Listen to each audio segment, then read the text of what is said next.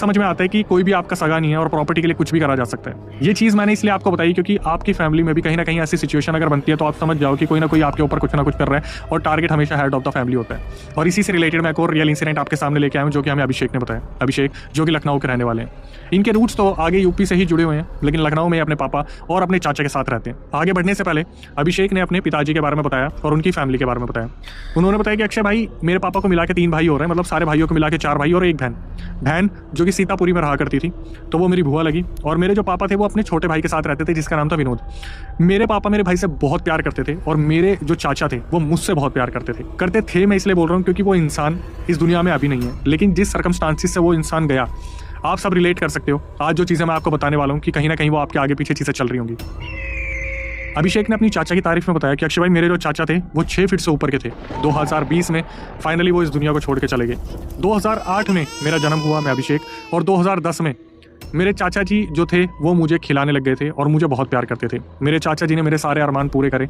मेरे चाचा जी का व्यवहार अगर मैं आपको बताऊं तो वो इतने मिलनसार थे कि वो किसी इंसान से जल्दी से भिड़ते नहीं थे। और अगर उन्हें लगा कि भाई कोई ना कोई बात हो गई है जो मेरे सर के ऊपर से निकल गई है तो वो बुरी तरीके से मारा करते थे सामने वाले को। एक बारी का इंसिडेंट अभिषेक ने बताया कि भाई चाचा के पापा को, मतलब मेरे दादा को, किसी ने गाली दे दी और चाचा को इतना गुस्सा चढ़ा कि उसके मोहल्ले में घुस के, उसके घर में घुस के इतनी बुरी तरीके से उस बंदे को मारा कि उसके 5 भाई बस वहाँ पर खड़े होकर देखते रह गए। पापा भी उसके बीच में नहीं आया, उस लड़के को इतनी बुरी तरीके से चाचा ने मारा।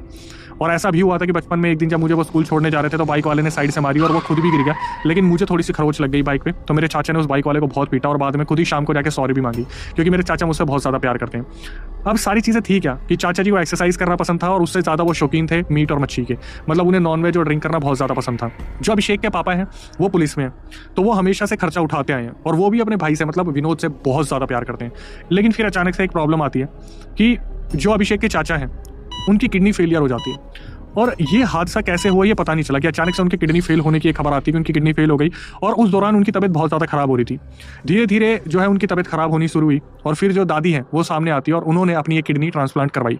किडनी ट्रांसप्लांट होने के बाद चाचा जी जो थे वो दोबारा अपने पैरों पर खड़े होते हैं और फिर दोबारा एक्सरसाइज करते हैं और खुद को मेंटेन करते हैं। अब किडनी फेलियर के बाद जो डॉक्टर थे उन्होंने समझाना शुरू करा कि भाई थोड़ी सी ड्रिंक कम कर दो, लेकिन चाचा एक चीज़ चाहते थे, वो थी शादी।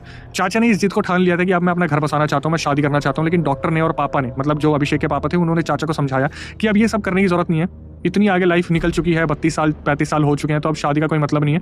जो अभिषेक है वो भी उनके लड़के जैसे हैं, परिवार में सब प्यार मोहब्बत में रहते हैं। और जो डॉक्टर थे उन्होंने कहीं ना कहीं इशारा दे दिया था कि अब इस पॉइंट पे आके शादी करनी ठीक नहीं है क्योंकि किडनी ट्रांसप्लांट के बाद आपकी आयु वैसे भी कम हो जाती है। लेकिन जो चाचा थे वो फिर भी इस जिद पे बने रहे कि मेरे को शादी करनी है। अब हुआ क्या, उनके लिए लड़की देखी गई और लड़की जो देखी गई वो बहुत अच्छे खानदान की थी, लेकिन कुछ चीजें जो लड़की के अंदर कमियां थी। पहली बात तो शादी से पहले जो चाचा जी थे उन्हें घर से बाहर जाना मना था।